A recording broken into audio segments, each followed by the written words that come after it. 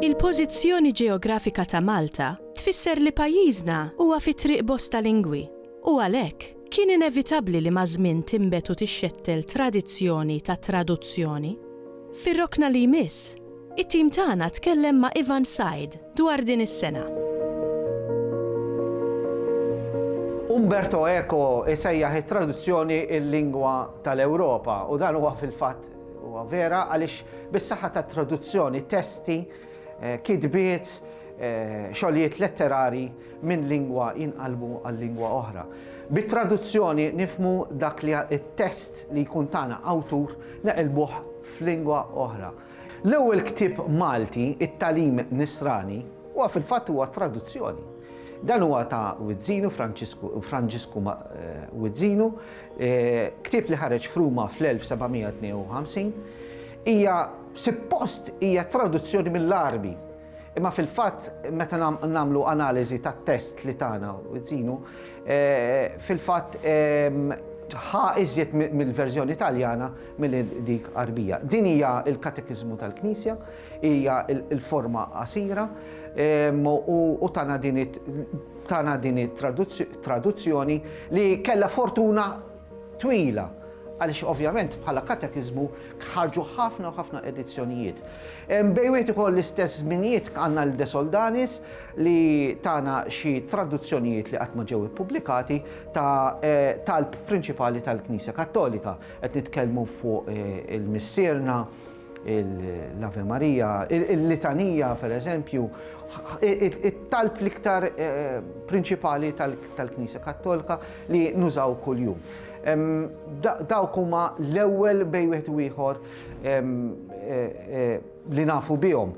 Però nafu wkoll, pereżempju fil-każ tal-katekiżmu tad-dottrina tal-Knisja, li għandna evidenza li jgħidu li aktar kien hemm kappillani pereżempju kien qed jużaw testi oħrajn tad-dottrina tal-Knisja biex jalmu lill-fidili tagħhom. Però s'issa għadna m'għandniex it-testi fidejna. Jien inħoss li l-iktar tnejn li tawna kontribut lejn l-istorja tat-traduzzjoni bil-Malti huma il-Monsinjur Pietru Paul Saldon u Monsinjur Kam Sant. Huma nifisom huma tradutturi. Huma nifisom huma biblisti, però wkoll tawna kontribut siwi għal l-istorja ta' traduzzjoni bil-Malti. Però dejjem kienet fuq l-enfasi ta' biblika, mhux fuq il-letteratura b'mod inġenerali Maltija, ġifieri qatt għandna nuqqas kbir minn hekk. S'issa għaddu ħadd ma kiteb pereżempju it-timeline tal-istorja ta' traduzzjoni bil-Malti. Għandna ħafna kontribuzzjonijiet fosthom ta' Sajdon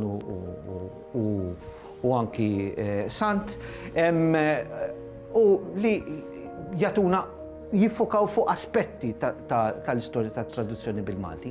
Hemm oħrajn dal-aħħar kanna lill-Reverendu Dr. Paul Xiberras li pereżempju tagħna paper dwar it-tradizzjoni tat traduzzjoni ta' testi reliġjużi, hija paper interessanti, però again hemmhekk huwa aspett reliġjuż.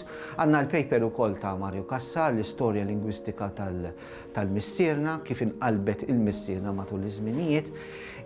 Però mbagħad affarijiet żgħar li għandna. S'issa da ma nkitbitx l-istorja mill-bidu tagħha u kif żviluppat.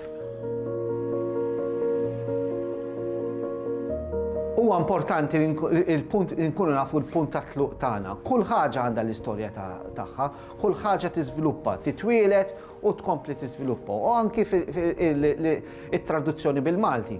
Għandna bżonn nkunu nafu fejn twieldet, meta twieldet u kif żviluppajna. Ix-xemx fuq it-traduzzjoni ma telgħax f'dan il-perjodu tagħna, imma ilha li bdiet, it-traduzzjoni ilha li bdiet. Allura hemm bżonn li xi ħadd jibda jikteb l-istorja tat traduzzjoni bil-Malti biex nkun nafu minn fejn tlaqna, kif żviluppat it-traduzzjoni u fej wasalna sissa biex min ħajimxi l-qoddim ikun jaf minn fejn jirid jitlaq. Ma jerġax jibda u jirrepeti affarijiet li diġà qegħdin hemm. Però kull ħaġa għandha l-istorja tagħha u għaliex m'għandux ikun hemm l-istorja tat-traduzzjoni bil-Malti.